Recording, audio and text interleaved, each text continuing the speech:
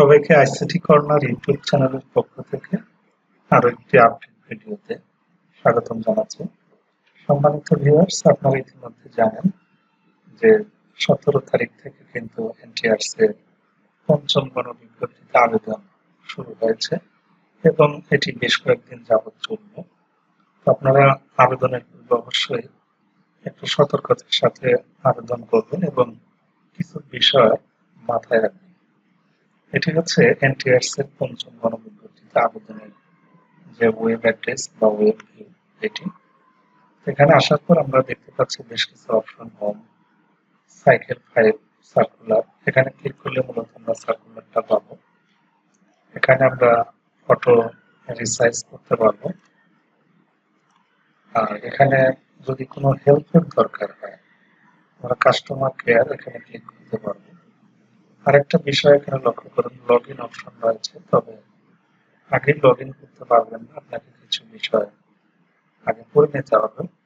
আপনি যদি নতুন অ্যাপ্লিকেন্ট হন তাহলে অবশ্যই অ্যাপ্লিকেন্ট ফর্মটা আগে আপনাকে ফিল আপ করতে হবে।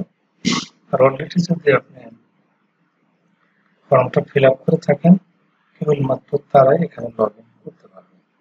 তো আমরা ফর্মে গিয়ে প্রয়োজনীয় তথ্যগুলো এক নজরে দেখে নেব। আমরা ফর্মে ক্লিক করে দিলাম।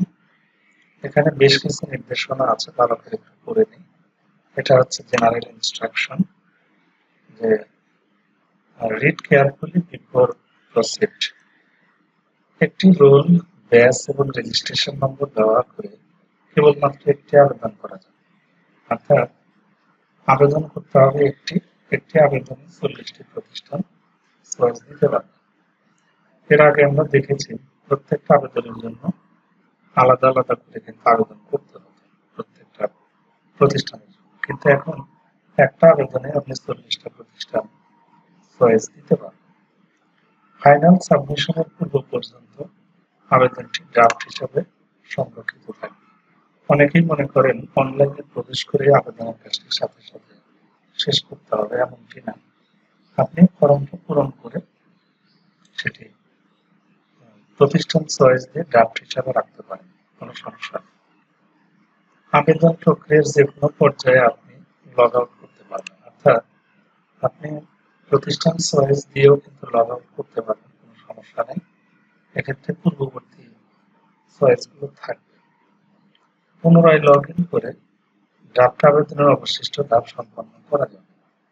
এই সময় ইতিমধ্যে পূরণকৃত যে কোনো তথ্য পরিবর্তন, পরিমার্জন ও সংশোধন করতে পারেন। আর আবেদন দাখিলের পর প্রতিটি আবেদনের জন্য একটি স্বতন্ত্র ট্র্যাকিং নম্বর দেওয়া হবে, যেটা ব্যবহার করে ফি প্রদান করতে হবে। নির্দিষ্ট সময়ের মধ্যে ফি প্রদান করলেই আবেদনটি চূড়ান্ত হিসেবে বিবেচিত হবে। অর্থাৎ আপনি কেবল প্রতিষ্ঠান চয়েস দিলেই হবে না, আপনাকে ফিও পেমেন্ট করতে হবে। প্রতিষ্ঠান সিলেক্ট করার পর সেগুলো সাজাতে হবে। তারপর যদি মনে করেন আপনার সাজানো ঠিক আছে, অর্থাৎ চয়েস রিঅর্ডার ঠিক আছে, তারপরে আপনি সাবমিট করবেন। সাবমিট করার পর আপনি ফিটা পেমেন্ট করবেন। আর আবেদন করার জন্য সংক্রান্ত যে কোনো হেল্পলাইনের জন্য যে কাস্টমার কেয়ারে যোগাযোগ করতে পারবেন, এটা কিন্তু উপরে রয়ে গেছে। আর ফাইনাল সাবমিশনের পর কোনো অবস্থাতে আবেদনটির কোনো তথ্য পরিবর্তন, পরিমার্জন, সংশোধন করা যাবে না।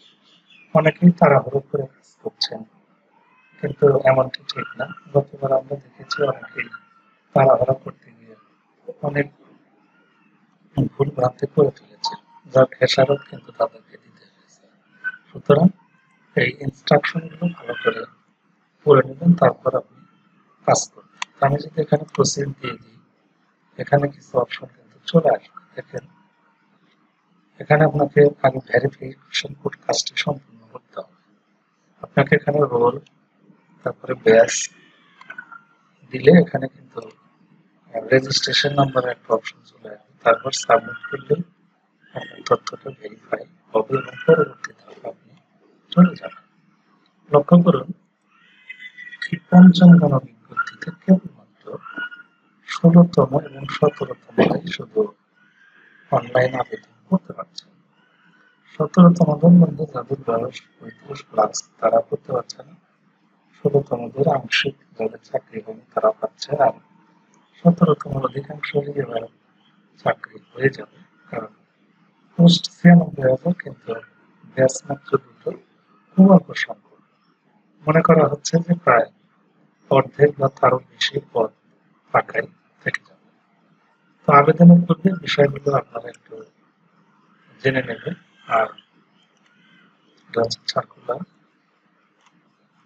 আর আপনারা এই ফটো রিসাইজারে ক্লিক করে কিন্তু আপনি কোন সাইজের ফটো লাগবে, কত রেজুলেশন, ডিটেইলস আপনার ইচ্ছা মতো এই সাইট থেকে করে নিতে পারবেন।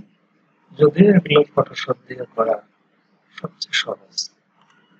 পরবর্তীতে আমরা পঞ্চম গণবিজ্ঞপ্তির আবেদনের আরো খুঁটিনাটি বিষয়গুলো নিয়ে কথা বলবো। আপনারা অবশ্যই সাথে থাকবেন। দেখেন, ফটো সিগনেচারে যদি আমরা ক্লিক করে এখানে ফটো রিসাইজ করতে পারবো, সিগনেচার রিসাইজ করতে পারবো, ফটো কম্প্রেস করতে পারবো, তারপরে আরো ইনস্ট্রাকশন এখানে আমরা পেতে পারি। যারা ফটোশপে দুর্বল তারা চাইলে ফটো রিসাইজারে গিয়ে অনলাইনে আপনার ছবিটি আপনি নির্দিষ্ট রেজুলেশনে স্ক্যান করে নিতে পারেন, কোনো সমস্যা নেই। তো ধন্যবাদ। পরবর্তীতে আমরা আরেকটি আপডেট ভিডিও শিখব, আপলোড করবো, সাথেই থাকবেন।